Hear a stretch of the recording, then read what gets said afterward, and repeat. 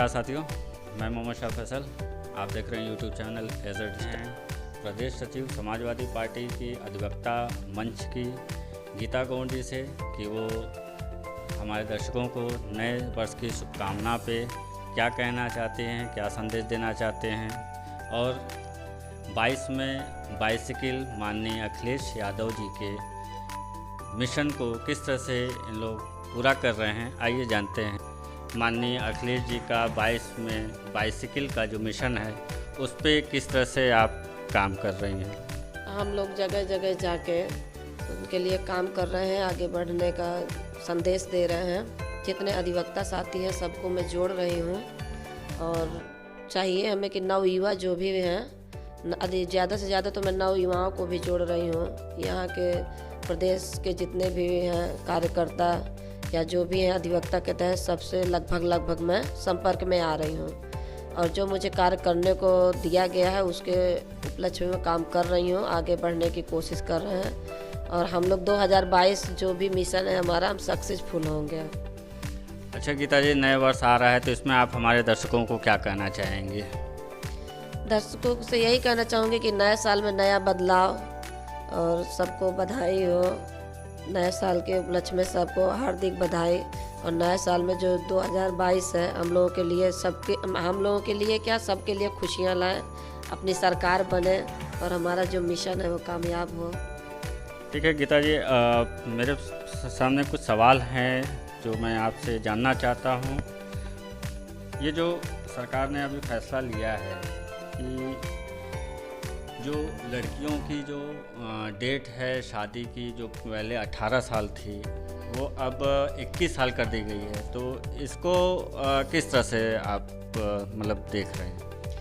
अब इसको पहले तो ऐसा है कि पहले बहुत मजबूरियां होती थी कि लोग कर देते थे। अब ये है कि हर कोई समझदार हो गया है, पढ़ा लिखा समझदार। गांव में भी आप जाइए तो भी, इसलिए ये मैच्योरिटी का एक वो दिया गया है। अगर बच्चा 21 साल तक हो जा रहा है उससे बढ़िया है, उनको पढ़ने का भी मौका मिल रहा है और बात करने का तरीके भी आ जाएंगे उनको कि हमें क्या करना है। आगे चल के वो खुद अपने फैसले ले सकते हैं। अगर 21 साल किया गया है तो कोई बुरा नहीं है। जैसे ये कहा जाए कि 18 साल पे आप पीएम चुन सकते हैं लेकिन जीवन साथी नहीं चुन सकते, तो इसको किस तरह से जो है कि समझा जाए?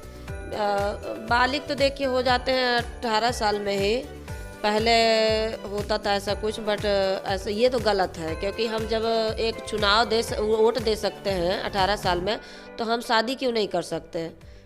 अगर भाजपा सरकार ऐसा करे तो ये तो गलत है। मतलब कि अगर जिसको आगे बढ़ना है तो उसके लिए एज बढ़ा देना, शादी का जीवन साथी चुनने का मैटर जो है 2 साल बढ़ा देना कि आप 18 नहीं 21 पे कर रहे हैं। अगर आप इसको इस परिप्रेक्ष्य से सरकार देख के चल रही है कि पढ़ाई लिखाई में आगे बढ़ने का एक मौका मिलता है, तो एज बढ़ाने से असर पड़ता है या कि उनको वो सुविधाएं उपलब्ध कराई जाएं, इसका असर पड़ता है? तो ये जो है कि क्लियर सारी अगर सुविधाएं समय से मिलती हैं, अगर हम 18 साल में मैच्योरिटी समझ रहे हैं, आप हमें वोट देने का अधिकार दे रहे हैं, हम अपनी फैमिली में भी जाके एक सदस्य बन जा रहे हैं, तो हमें पूरा अधिकार है, पूरा हक मिलना चाहिए कि हम वो काम को आगे बढ़ा सकें।